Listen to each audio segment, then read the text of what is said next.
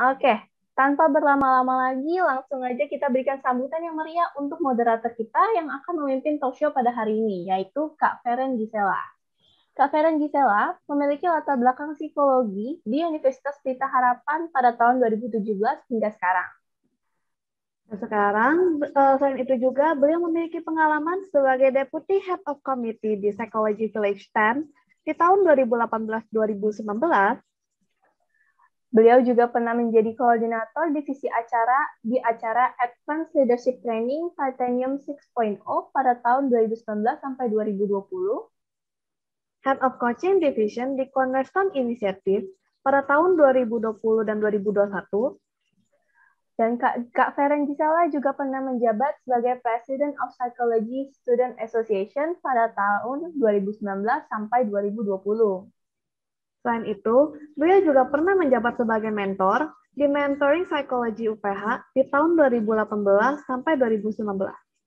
Dan Kak Feren Gisela saat ini sedang menjabat di Student Life Department UPH pada bagian Student Organization Part-Time. Nah, sebelum kita melanjutkan masuk ke dalam sesi talk show kita juga akan memperkenalkan pembicara kita, yaitu Bapak Doni Budi Utoyo, STMSI. Bapak Doni Budi Utoyo menempuh pendidikan di S1 Teknik Informatika di Universitas Gunadarma pada tahun 1993 sampai 1998. Selain itu, beliau juga pernah menempuh pendidikan di S2 jurusan Komunikasi Universitas Indonesia pada tahun 1999 sampai 2002.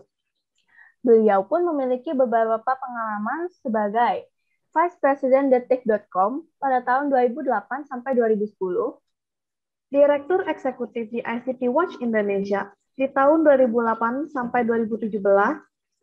Beliau juga pernah menjadi anggota tim manajemen peta Jalan E-commerce Indonesia di Kementerian Koordinator Perekonomian pada tahun 2017. Tenaga ahli Menteri Bidang Teknologi Informasi dan Komunikasi, Literasi Digital dan Tata Kelola Internet di Kementerian Komunikasi dan Informatika di tahun 2017 sampai 2019. Beliau juga menjadi perwakilan Indonesia pada persidangan Multi-Stakeholder Advisory Group, IGF, Internet Governance Forum di PBB pada tahun 2018 hingga saat ini. Dan juga yang terakhir, beliau juga memiliki pengalaman sebagai tim komunikasi publik di KPCPEN, yaitu Komite Penanganan COVID-19 dan Pemulihan Ekonomi Nasional di tahun 2020 sampai sekarang. Nah, selanjutnya kami akan menyerahkan rangkaian sesi selanjutnya kepada Kak Feren Gisela selaku moderator untuk memimpin sesi sore ini. Kepada Kak Feren Gisela, kami persilahkan. Baik, terima kasih banyak kepada para panitia dan selamat sore untuk semuanya. Saat ini kita akan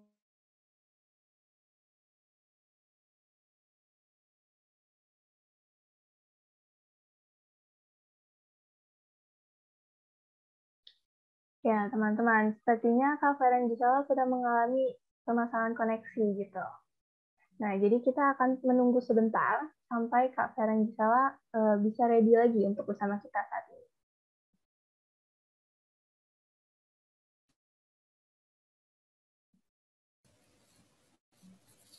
Halo, apakah suara saya terdengar? Iya, terdengar, Kak. Iya, mohon maaf atas koneksi yang tidak stabil ya. Oke, tadi sampai di mana panitia? Tadi Kak Feren masih perkenalan ya, Kak? Oke, baik. Terima kasih. Oke, izinkan aku untuk melanjutkan ya, teman-teman semua. Selamat datang di talk show kita yang berjudul Cyberbullying, Musuh Nyata Media Sosial. Sore hari ini kita akan berbincang-bincang dengan pembicara yang sangat luar biasa. Tapi sebelumnya izinkan aku untuk menyapa kalian semua juga dulu. Di sini udah ada sekitar 400-an partisipan ya. Selamat sore teman-teman semua. Mungkin boleh kasih reaction kalau suaraku cukup terdengar dengan jelas. Oke, thank you so much untuk reaction-nya. Ya, dan di sini langsung saja kita juga sudah bersama-sama dengan kita semua, Bapak Doni, yang akan menjadi pembicara pada sore hari ini. Izinkan saya untuk menyapa Bapak Doni. Selamat sore, Pak. Selamat sore, Mbak, kawan-kawan semua. Sehat-sehat ya. Ya, sebelumnya terima kasih banyak ya Bapak Doni atas waktunya, atas kesediaannya untuk sharing dan tentunya kita akan belajar banyak banget dari Bapak Doni nih. Untuk itu, hari ini kita akan banyak bahas soal era digital, media sosial yang sebenarnya pasti sehari-harinya kita udah sangat ketahui dan sudah sangat familiar, bahkan sehari-harinya di sini kita menggunakannya seperti itu ya.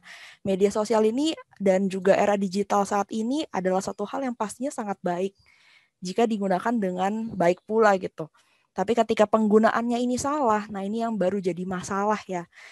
Dan ini mungkin yang akan kita bahas bersama-sama berkaitan dengan cyberbullying seperti itu. Nah, untuk itu Pak Doni, kalau boleh minta kesediaan Pak Doni nih supaya kita bisa ada di page yang sama dulu Pak, kira-kira pemahamannya untuk cyberbullying ini sendiri itu apa? Karena kan mungkin kadang kita dengan sengaja atau tidak melakukannya, mungkin kita pikirnya itu hanya bercanda, tapi ternyata itu kita lagi melakukan cyberbullying. Nah, supaya kita tidak melakukan hal itu, mungkin boleh dari Pak Doni, cyberbullying itu apa sih Pak sebenarnya? Silakan Pak.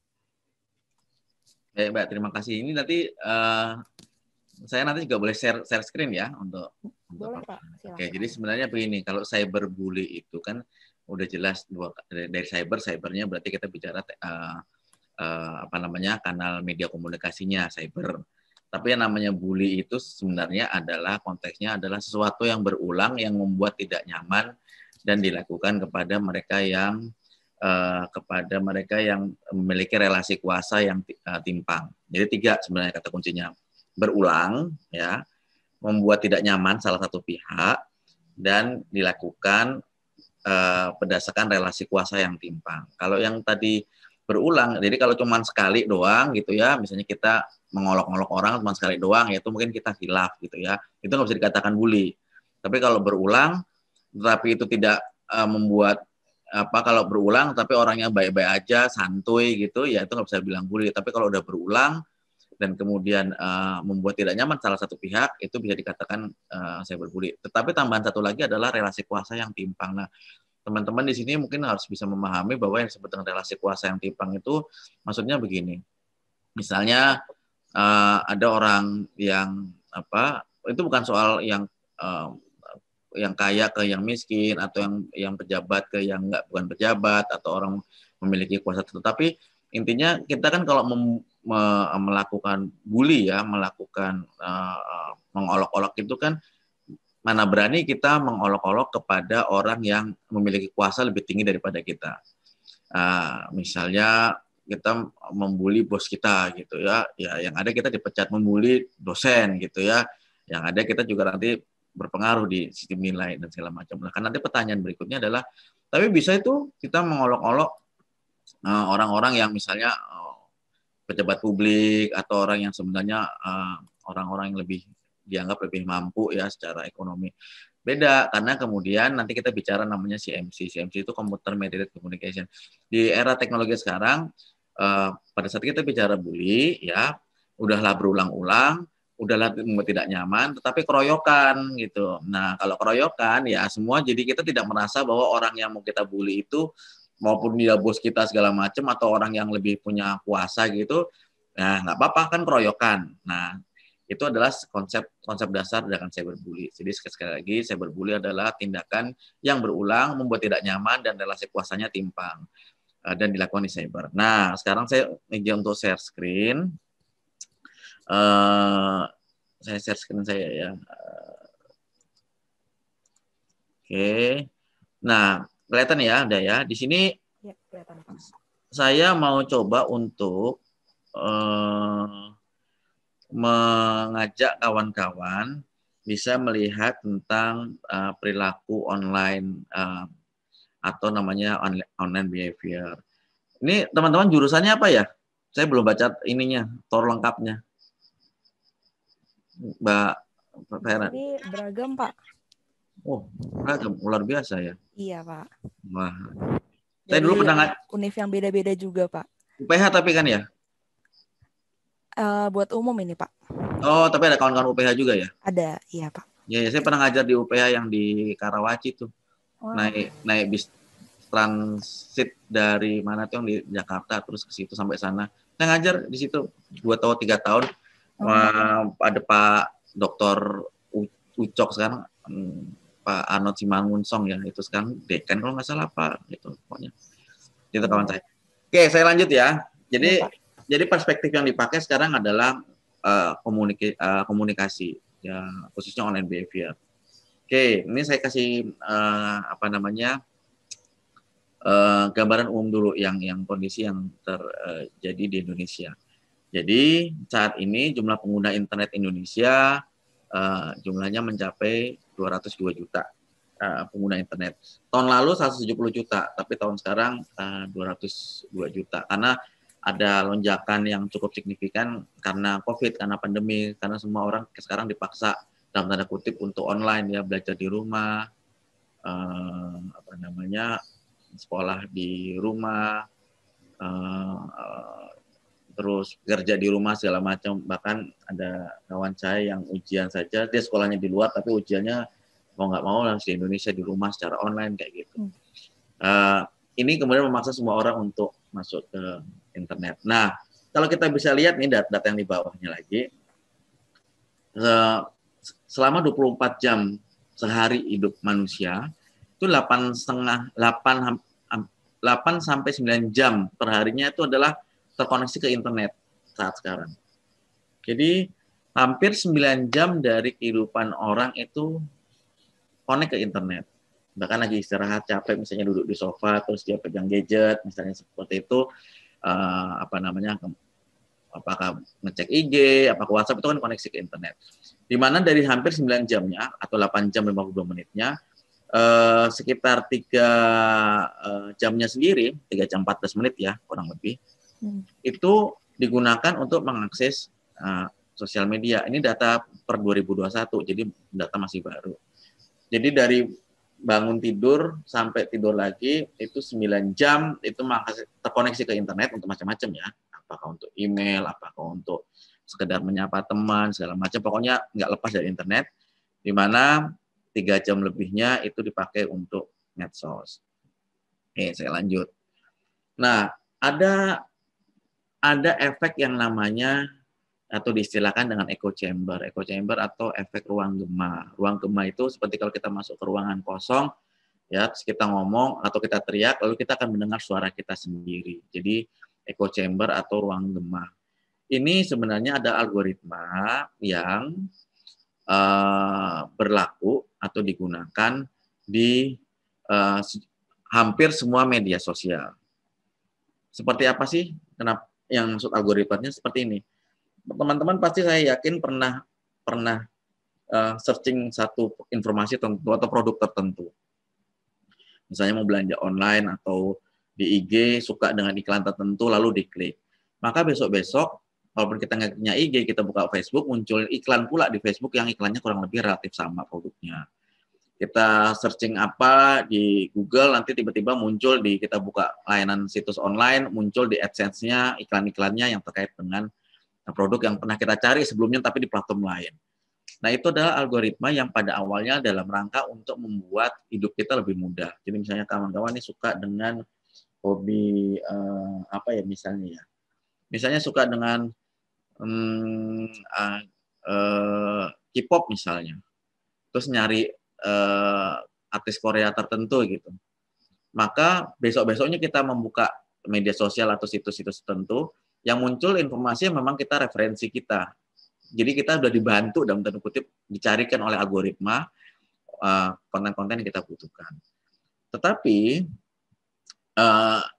efek lainnya adalah kita kemudian menjadi sempit berpikirnya.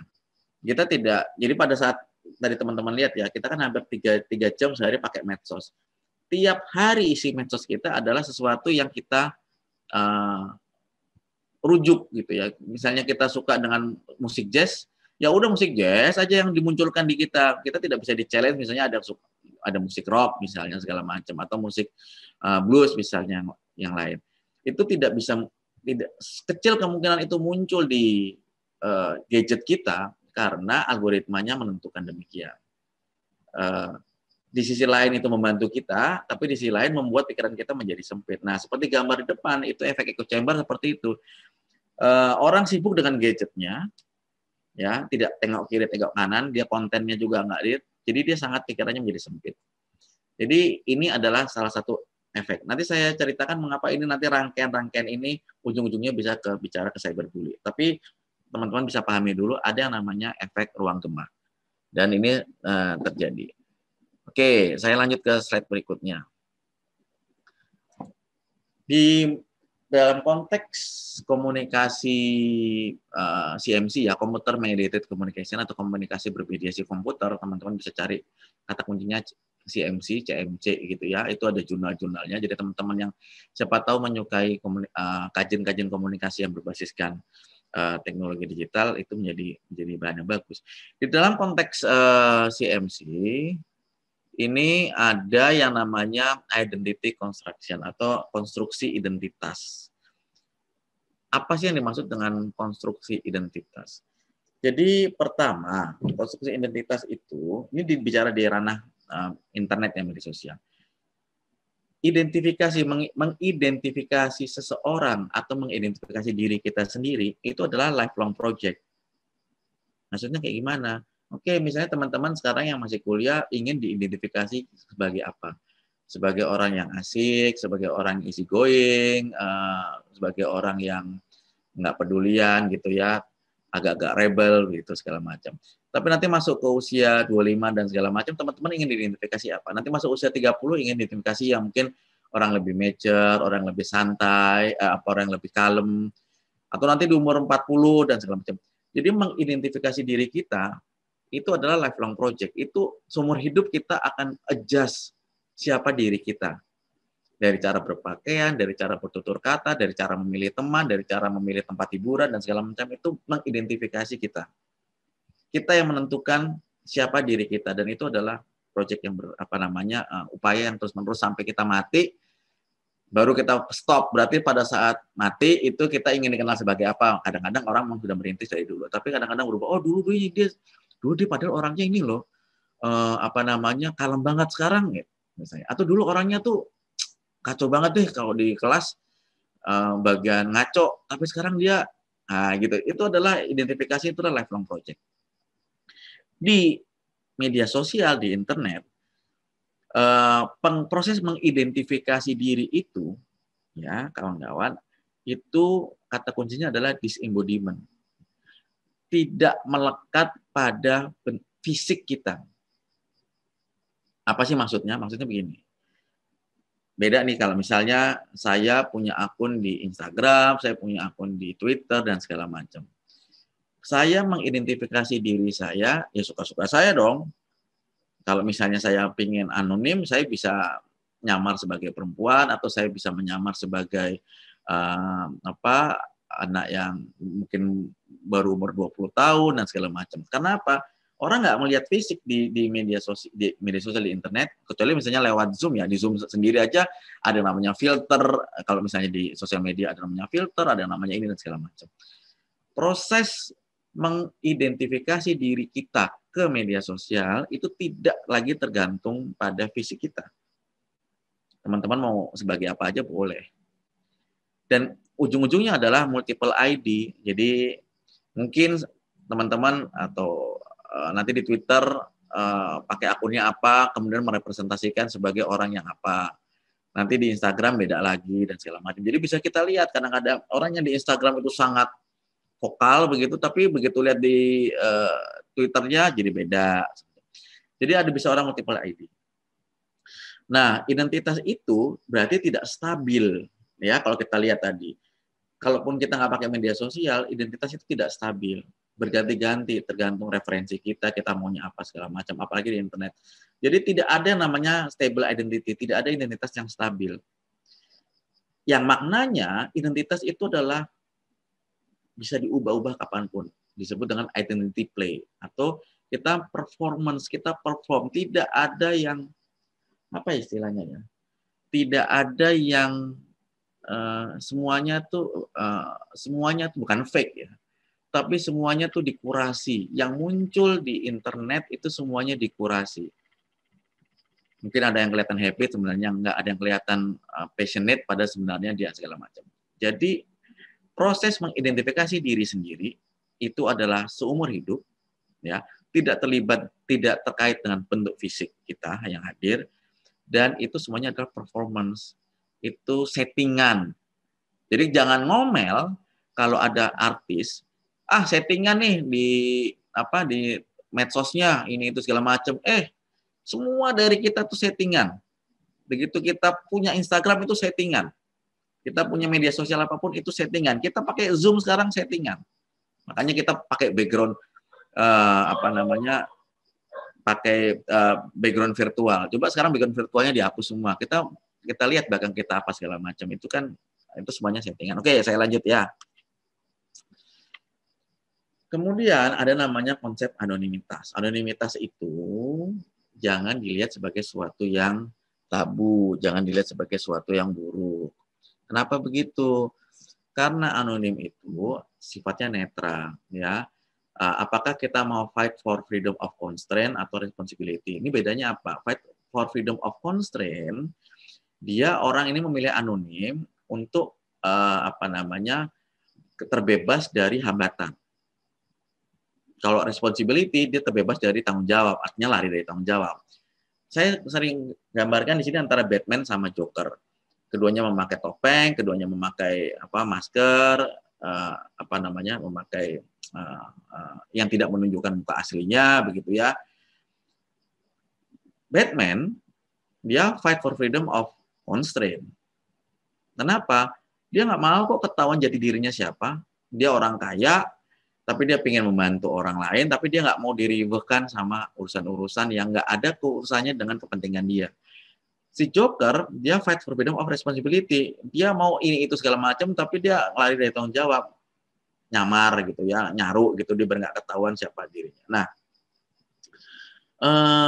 ini yang kemudian kita harus pahami, bukan berarti kalau anonim itu niatnya buruk atau sebaliknya. Misalnya saya sering umpamakan kalau kita melakukan donasi ke rumah ibadah, apakah gereja, apakah masjid segala macam. Kadang-kadang kita menulis sebagai hamba Tuhan, atau kita menulis sebagai hamba Allah. Itu kan anonim.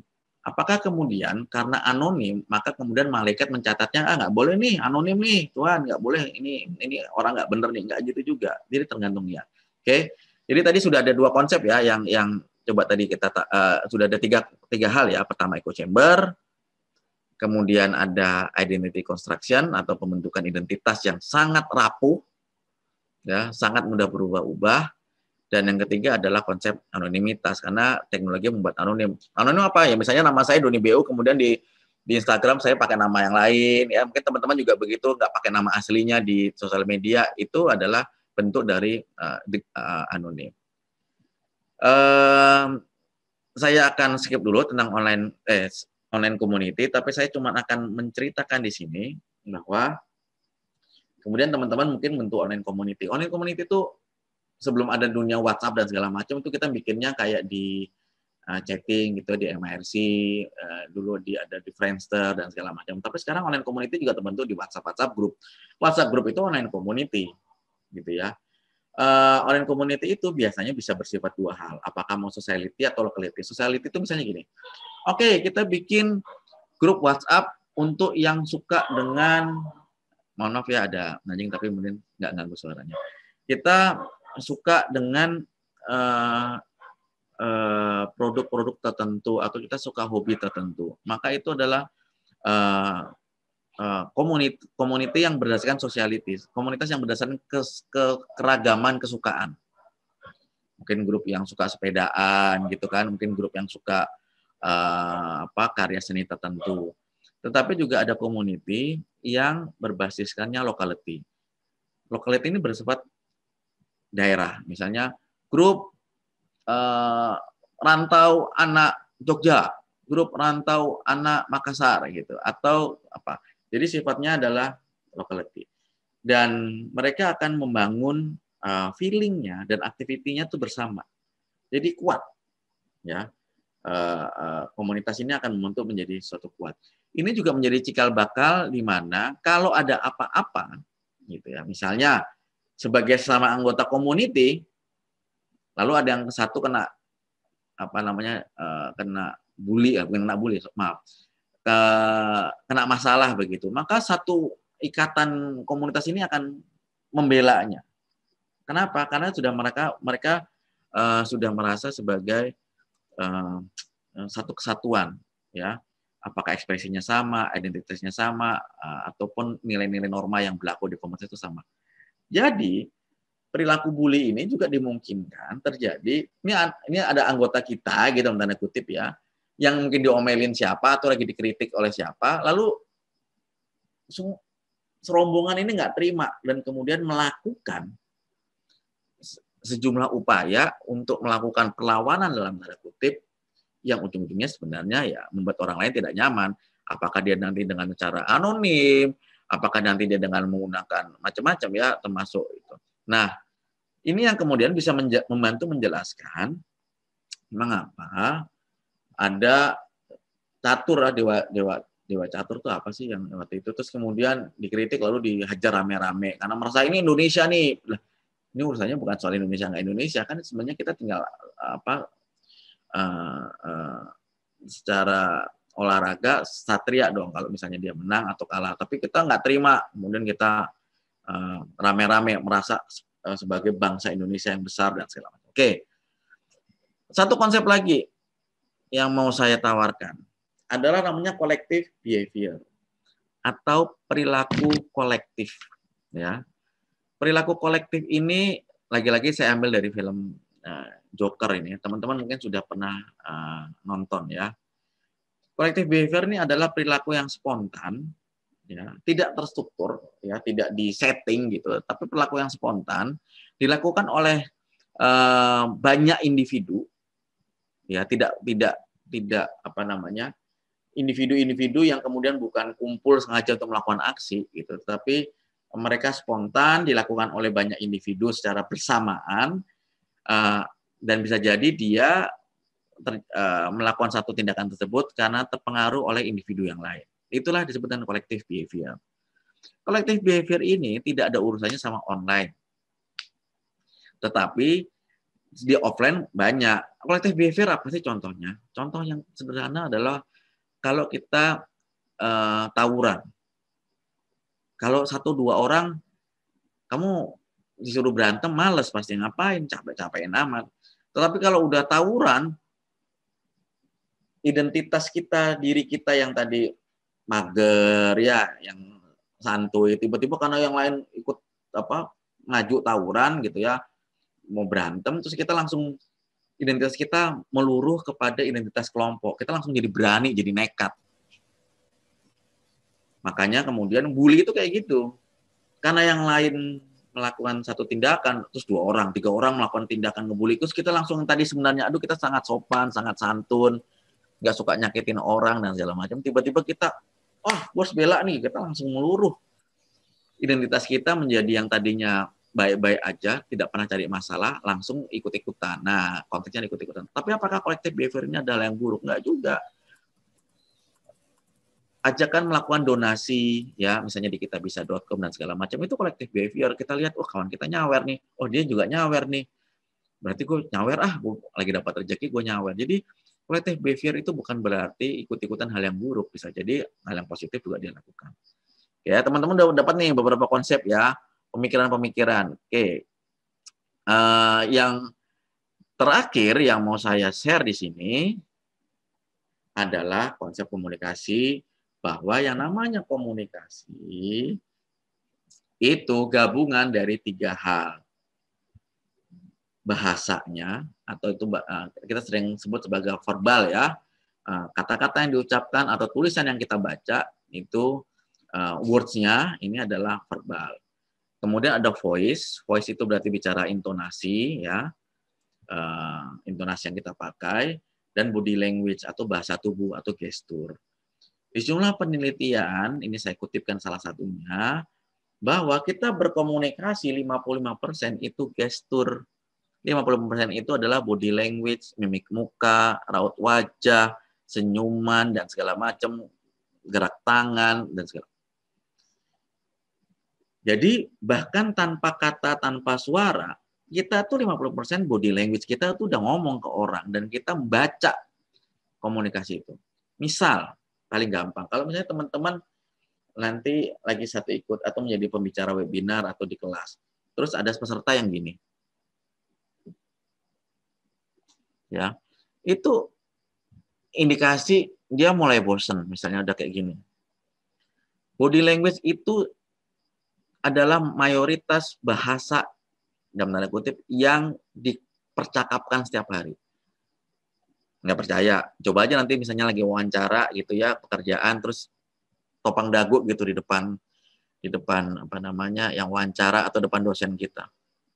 Kita nggak ngomong apa-apa, udah diem aja. Langsung. Ini ketahuan malesnya, ketahuan nggak nyimak dan segala macam.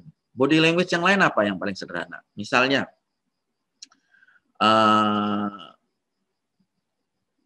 biasanya ini sering terjadi sih. Kalau kita lagi kesel gitu, terus muka kita kayak ketekuk-ketekuk gitu. Jadi orang nggak perlu tahu kita lagi sebel atau apa, tapi begitu lihat muka kita gitu, terus dia lagi bete ya. Itu kelihatan gitu, nggak perlu cerita. Gue lagi bete nih, nggak usah. Lu kayaknya lagi bete ya. Nah, kayak gitu. Itu body language. Atau misalnya kita lagi ada orang telat masuk, lalu kita giniin, atau misalnya kasih tanda suruh pergi begitu ya, itu body language. Voice itu intonasi. Saya sering beri contoh misalnya ular makan tikus mati. Ya, ular makan tikus mati. Mari kita ubah intonasinya, kita penggal dengan kata yang kalimat yang sama, kita penggal. Ular makan tikus mati. Jadi gara-gara makan tikus ularnya mati. Kita penggal lagi beda. Ular makan tikus mati. Dua yang berbeda. Ularnya lagi makan, tikusnya mati sendiri. Ya, terus satu lagi adalah ular makan tikus mati. Jadi si ular makan tikus yang sudah mati. Jadi body language sangat berperan penting. Bahkan tanpa berkata, tanpa bersuara, kita sudah ngobrol sebenarnya. Nah, kawan-kawan yang mungkin lagi PDKT atau lagi pacaran, itu kadang-kadang pada saat ketemuan, cuman senyum-senyum, kayak deg-degan dan segala macam, grogi dan segala macam. Udah tuh 2 jam ngapel, mungkin 1 jam sendiri atau 90 menit sendiri, itu body language udah nggak tenang aja, keringetan gitu ya. Atau pegangan tangan, itu body language. 38%-nya adalah intonasi. Nah, di internet, pada saat kita baca Twitter, kita baca Instagram, atau chat, itu tinggal 7% words-nya, verbalnya, yang tertulis. Oke? Artinya apa? Kenapa ini penting? Artinya apa?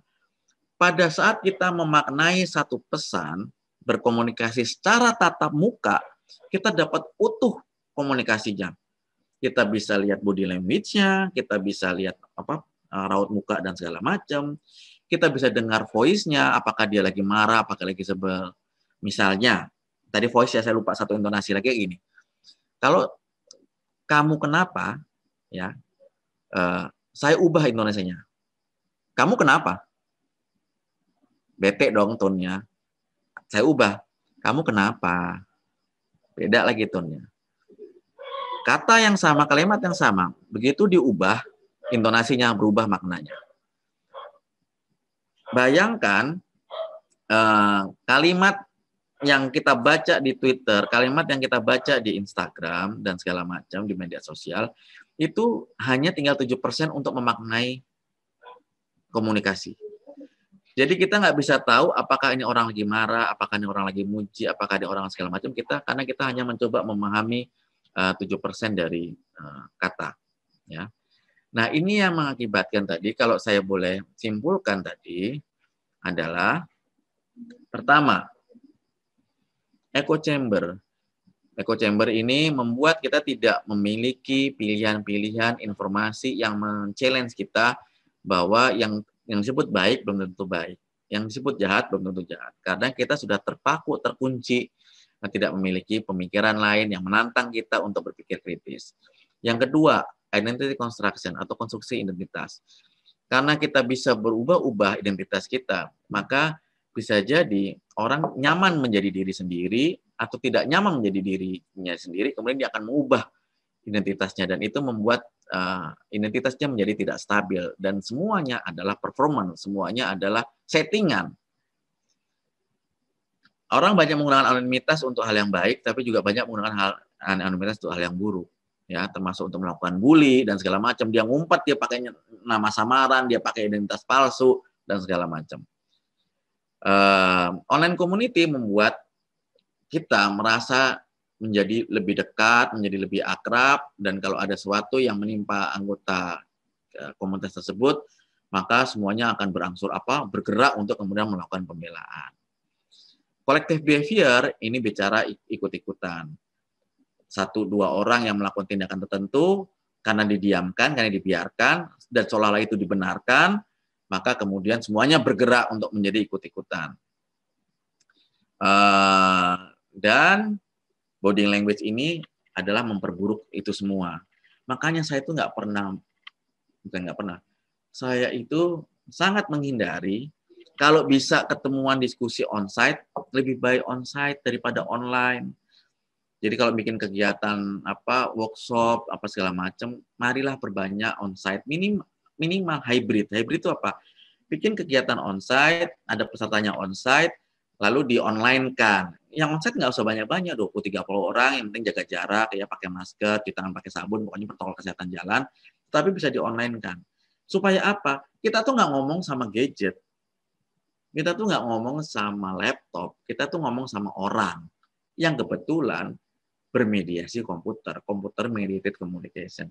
Salah-salah kita memahami komunikasi yang terjadi karena hal tadi, ujung-ujungnya bully-nya semakin gila-gilaan. Jadi, simpulannya adalah bully itu terjadi tidak dalam rangka hanya sekedar spontanitas membela suatu, tetapi ada perilaku-perilaku psikologi komunikasi yang teman-teman harus pahami.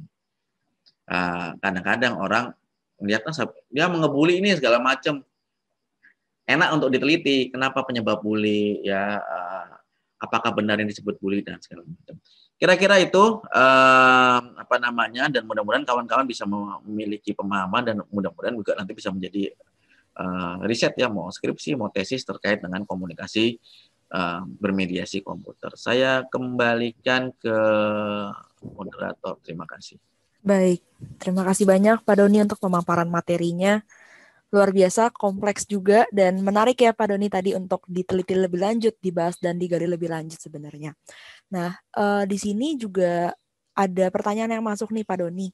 Sebelumnya mungkin aku mau izin dulu, apakah Pak Doni mungkin bersedia menjawab pertanyaan dari peserta Pak Doni? Untuk satu pertanyaan mungkin?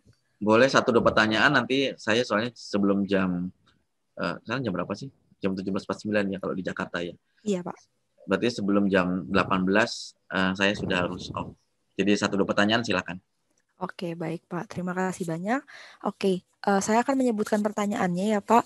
Ini dari Anon, tidak dituliskan namanya. Pertanyaannya sebagai berikut. Seperti yang kita ketahui, banyak para pembuli di media sosial itu menggunakan fake account untuk melakukan bullying kepada orang lain. Sebenarnya adakah dan bagaimana pemerintah menangani hal ini? Selama ini regulasi mengenai cybercrime mengacu pada UU ITE. Namun apakah hal tersebut cukup untuk meminimalisir cyberbullying di tengah era digitalisasi ini? Silakan Pak untuk jawabannya. Ya, cyberbully itu, jadi ada dua pemikiran. Yang pertama, nggak cocok lah pakai undang-undang ITE gitu kan. Cyberbully ini olok-olok, ya, sebenarnya olok-olok yang dilakukan berulang dan membuat tidak nyaman. Tetapi kalau cyberbully ini kemudian memang membuat resah, misalnya gue bunuh lo gitu, atau terus gitu, dasar caci maki yang nggak pantas dan membuat tidak nyaman, itu bisa saja banyak orang yang kemudian mencoba melaporkan dengan undang-undang ITE. Apakah menggunakan pencemaran nama baik, misalnya saya mau milih kata-kata yang lebih amannya. Misalnya saya meledek orang, miskin loh, gitu. Terus dia nggak terima, lalu disebut pencemaran nama baik. Ya, banyak orang seperti itu. Atau dasar lo bego nggak bisa mikir, dimaki-maki lalu dipakai itu. Kalau bisa orang pakai undang-undang ITE, bisa aja, nggak ada yang melarang. Tapi kalau saya mikir, kalau kita dikatain bego nggak? Enggak. Udah terus kenapa masalahnya? Nggak usah dipikirin, blok aja gitu. Ya walaupun nggak sederhana itu. Jadi cyberbully ini akan mereda kalau kita tidak menyiram bensinnya. Ini kan disulut ya. Orang emang ingin meledek kita dan segala macam. Lalu kita menjadi kesel dan udah kesel curhatnya di medsos lagi, semakin senang. Nah, ini yang kemudian akan membuat orang semakin kesulut. Kita menyiram bensin ke api. Jadi misalnya kawan-kawan di bully pilihannya itu. Tapi pertanyaannya, apakah ada undang-undang yang jika kepepet-pepet banget itu bisa dipakai? Ada, benar undang-undang ITE. Dibulinya sampai misalnya pengancaman. Ya, itu ada undang-undang ITE. Pasalnya terkait dengan pengancaman. Dasar gua rampok juga nih rumah lo. Gua bunuh juga lo segala macam. Wah, kalau udah kayak gitu panjang nih urusannya. Laporin, nggak jadi masalah. Tapi kalau diolok-oloknya, ini jangan baper lah. Kalau mau dibunuh kan bukan soal baper, itu kan soal nyawa. Tapi misalnya kita diolok-olok sesuatu yang bahkan dikata-katain binatang segala macam, ya kayak misalnya anjing lo gitu macam. Ya, dia ngomong kan gue bukan anjing ya. Ya sudah slow aja gitu. Nah, jadi sebenarnya pilihan kita merespon. Tetapi sekali lagi ada undang-undang dipakai kalau memang sifatnya sudah pengancaman, ya sudah membuat sesuatu yang membuat kita terancam keselamatan kita, jiwa kita. Gitu kira-kira. Oke, baik Pak. Terima kasih. Mungkin kalau bisa kita simpulkan berarti sebenarnya dari undang-undang sendiri ketika itu benar-benar mendesak ada undang-undang yang bisa kita pakai ya Pak sebagai mungkin pegangan ya Pak. Bisa undang-undang itu bisa, iya. Tapi kalau masuk medsos jangan baper gitu, jangan belum apa-apa kemudian jadi baper, kemudian ngeroyok orang, aduh itu mah jadi kacau. Jadi panjang ya Pak ya.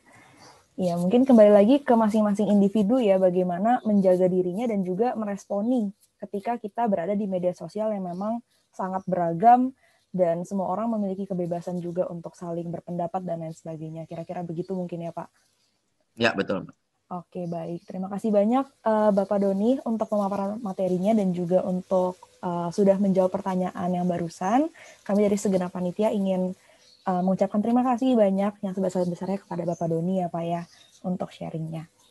Oke, mungkin. Terima kasih Mbak. Iya, setelah ini kalau Bapak Doni ada agenda atau kegiatan, dipersilahkan untuk meninggalkan Zoom, Pak. Baik, saya izin pamit dulu ya kawan-kawan. Silakan nanti kalau ada mau komunikasi lebih lanjut bisa lewat email saya, dbu ya, Delta Bravo Uniform, dbu@donibu.id, donny.id. Mudah-mudahan kita bisa ngobrol lebih lanjut ya, begitu. Oke, baik. Baik, izin pamit dulu. Terima ya, tetap sehat, Pak. jaga protokol kesehatan ya kawan-kawan. Sukses selalu. Pak. Terima kasih, Pak. Oke, kepada teman-teman semua, terima kasih juga atas partisipasinya, sudah mendengarkan, sudah atentif mendengarkan sesi talk show pada hari ini. Mungkin sebelum kita tutup, izinkan aku untuk boleh sum up ya. Kira-kira apa saja sih yang sudah kita pelajari dari awal, dari penjelasan video opening juga mungkin tadi, sampai kepada penjelasan dari Bapak Doni dan juga pertanyaan yang sudah dijawab, kira-kira seperti itu. Nah, untuk cyberbullying sendiri ini menarik. Ada 3 poin penting yang mungkin perlu kita ingat bersama gitu ya. Yang tadi Pak Doni sudah sampaikan. Yang pertama itu adanya tindakan yang berulang yang dilakukan. Jadi mungkin kalau hanya sekali, 2 kali, kita mungkin intensinya belum cukup jelas nih. Tapi kalau sudah berulang, artinya kan ada intensi khusus gitu untuk memang melakukan tindakan cyberbullying. Seperti itu. Yang kedua, adanya tidak nyaman ya di baik untuk korbannya seperti itu. Mungkin kalau hanya bercanda biasa antar teman, mungkin sudah saling mengerti dan lain sebagainya, mungkin akan fine-fine aja gitu. Tapi ketika ada perasaan tidak nyaman, di situ ada something yang mungkin nggak tepat gitu. Yang ketiga adanya tadi relasi kuasa yang timpang. Gitu. Jadi pastinya ketika seseorang merasa dibully, ada cyberbullying di sana, ada korban yang merasa tidak berdaya gitu terhadap tindakan bullying yang dilakukan oleh seseorang yang tadi memiliki kuasa yang lebih tinggi atau lebih besar. Seperti itu. Dan mungkin bisa kita pelajari juga ya dari video opening yang tadi, di mana sudah disampaikan mungkin faktor salah satunya ya, seseorang akhirnya bisa melakukan cyberbullying ya karena dia membutuhkan validasi gitu. Butuh adanya pengakuan-pengakuan, atau bahkan bisa juga korban yang sebelumnya mengalami cyberbullying, dia mau membuktikan, mendapatkan validasi bahwa dia sekarang bisa gitu. Akhirnya dia melakukan cyberbullying untuk melakukan tindakan pembalasan. Mungkin seperti itu. Yang lainnya juga mungkin ada kondisi kepribadian tertentu di saat menindas atau melakukan cyberbullying terhadap orang lain, ada kepuasan tersendiri yang mungkin itu perlu ditindak lebih lanjut secara psikologis seperti itu. Dan adanya juga untuk menyatakan dominasi ya, menyampaikan juga agresi fantasi secara online seperti itu. Mungkin itu faktor-faktor yang juga perlu diperhatikan ketika seseorang melakukan cyberbullying, bisa saja dikarenakan hal-hal tersebut. Nah, mungkin kalau kita biasanya fokus untuk menggaungkan ya, jangan melakukan cyberbullying dan lain sebagainya. Dan mungkin kita kadang lupa nih dengan korbannya ini kondisinya seperti apa sih gitu. Nah, berdasarkan riset juga dari Hinduja dan juga Pat Chin pada tahun 2018 dikatakan ternyata orang-orang yang akhirnya mendapatkan cyberbullying ini memiliki resiko 2 kali lebih besar untuk dia bisa melakukan tindakan bunuh diri gitu. Karena itu bisa menyebabkan berbagai macam hal seperti depresi, adanya ketidakpercayaan diri, kecemasan, dan lain sebagainya. Jadi mungkin kita bisa take note bareng-bareng nih teman-teman, bahwa apa yang kita katakan mungkin aja itu bisa berdampak sangat besar kepada kehidupan orang lain. Kalau berdampak positif dan memberkati, puji Tuhan, tapi kalau ternyata itu bisa merusak kehidupan orang lain, nah itu perlu kita filter dan benar-benar kita cek gitu ya. Memang di dunia maya, di dunia media sosial, era digital, kita punya kebebasan berpendapat, tapi mungkin saya rasa kebebasan itu juga perlu diimbangi dengan adanya tanggung jawab. Tanggung jawab terhadap apa yang kita katakan, apa pendapat yang kita mungkin berikan, seperti itu. Nah, mungkin ada note sedikit juga nih, mungkin di sini teman-teman yang juga nonton, mendengarkan talk show, ada yang mungkin mengalami secara langsung, atau misalnya mengetahui juga ada temannya yang mengalami cyberbullying. Nah, mungkin di sini bertanya-tanya, apa sih yang mungkin bisa kita lakukan gitu loh ketika kita memang sudah mendapatkan cyberbullying ini. Sebaiknya jangan diabaikan begitu saja atau dianggap, oh itu bukan masalah yang berarti gitu. Karena pada akhirnya suatu waktu itu akan jadi sebuah trigger yang akan bisa merugikan atau merusak diri kita sendiri kalau itu tidak ditangani seperti itu. Nah, mungkin yang pertama, ini sumbernya kita dapat dari UNICEF gitu. Yang pertama itu kita bisa melakukan detox sosial media. Jadi ada beberapa saat memberikan jeda waktu, karena tadi ya yang Pak Doni katakan, cyberbullying terjadi ya ketika berulang kali dilakukan. Dan ketika kita berulang kali terpapar, nah itu yang akan kemudian mengganggu kesehatan mental kita. Makanya mungkin kita butuh detox sejenak, seperti itu. Yang kedua, kita bisa mencari bantuan orang lain. Tadi ada relasi kuasa yang timpang. Ketika kita merasa tidak berdaya, mungkin kita butuh bantuan dari orang tua, dosen, guru, atau orang-orang yang mungkin kita rasa memiliki kuasa yang lebih, sehingga itu kita bisa dibantu. Atau kita juga bisa tentunya, apalagi sudah berhubungan dengan kesehatan mental ya, kita bisa mencari bantuan profesional dari psikolog. Bantuan-bantuan seperti itu sangat berguna untuk membantu menjaga kesejahteraan well-being kita juga. Atau mungkin bisa menghubungi telepon pelayanan sosial anak atau TEPSA ya. Mungkin teman-teman bisa searching di Google, itu sudah banyak tersedia informasinya. Seperti itu. Dan tentunya kita bisa melakukan report mungkin ke akun-akun, ke platform sosial media, di mana kita menerima cyberbullying, dan lain sebagainya. Mungkin banyak ya caranya. Tapi mungkin di sini yang aku bisa encourage atau mengingatkan teman-teman semua yang hadir, bahwa tindakan cyberbullying ini jangan kita abaikan begitu saja, perlu ditindaklanjuti. Jadi buat teman-teman yang mungkin juga mengalami cyberbullying, it's okay, kalian nggak sendirian. Seek for help itu satu hal yang harus dilakukan sih. Gitu, karena ketika kita tidak membuka diri untuk dibantu, maka selamanya juga kita akan tidak bisa di reach out ya oleh orang lain untuk mendapat bantuan. Mungkin kira-kira itu hal-hal yang bisa di-recap, di-sum up juga untuk sesi talk show pada hari ini. Terima kasih banyak teman-teman semua untuk partisipasi dan untuk kesediaannya mendengarkan talk show pada sore hingga malam hari ini. Untuk itu, saya kembalikan ke MC. Terima kasih. Baik, terima kasih Kak Feren.